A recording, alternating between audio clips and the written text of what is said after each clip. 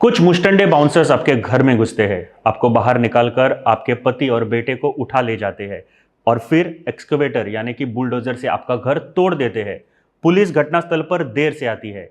ऐसा लगता है कि ये हम आपको किसी सीरियल या मूवी की कहानी बता रहे हैं, लेकिन ये कहानी नहीं, एक हकीकत है। गोवा के आसगांव में यह घटना घटी है। आसगांव के अगरवाड़ेकर परिवार के घर को अपनी प्रॉपर्टी में है ये बताकर दिल्ली के एक शर्मा दाम्पत्य ने बिना कलेक्टर की परमिशन लेकर बाउंसर्स की प्रोटेक्शन में तोड़ डाला।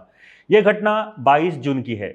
घर तोड़ते समय घर के मालिक और उनके बेटे को बाउंसर्स उठाकर ले जाती है और चौंकाने वाली बात यह है कि पुलिस घटनास्थल पर देर से आती है और कंप्लेंट रजिस्टर करने से इनकार कर दिया।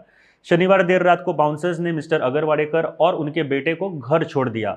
शनिवार देर रात को एफआईआर भी रजिस्टर हुई। रविवार को शिओलिम की एमएलए डिलाइला लोबो अगरवाड़ेकर परिवार को लेकर अंजुना पुलिस थाने गई और पुलिस से तुरंत कार्रवाई करने की मांग की।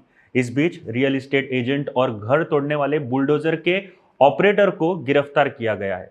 मंगलवार को एमएलए डिलाइला लोबो और कलंगुट एमएलए माइकल लोबो ने अगरवाड़ेकर परिवार से मुलाकात भी की। डिलाइला लोबो ने पुलिस को प्रमुख आरोपी पूजा शर्मा को एक दिन के अंदर गिरफ्तार करने को कहा और नहीं किया तो वह पुलिस थाने में धरने पर बैठेगी, ये चेतावनी दी। जिन्होंने घर तोड़ा है उनसे घर फिर से बनाने के पैसे वसूले जाए और जिन्होंने घर तोड़ने को कहा है उन्हें गिरफ्तार किया जाना चाहिए, यही सच्चा न्याय होगा, ऐसा कलंगुट एमएलए माइकल लोबो ने कहा।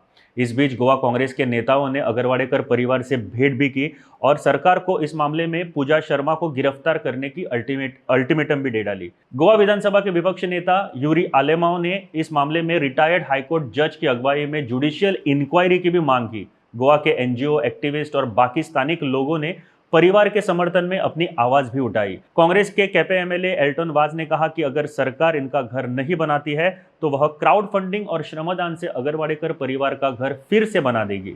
मंगलवार देर रात को मुख्यमंत्री प्रमोद सावंत ने अगरवाड़ेकर परिवार से मुलाकात की।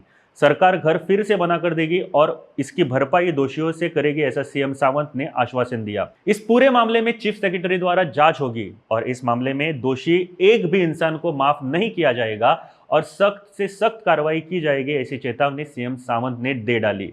इस बीच ये केस सीबीआई को हैंडओवर किया गया है। इससे जुड़ी और भी इंफॉर्मेशन हम आप तक पहुंचाते रहेंगे।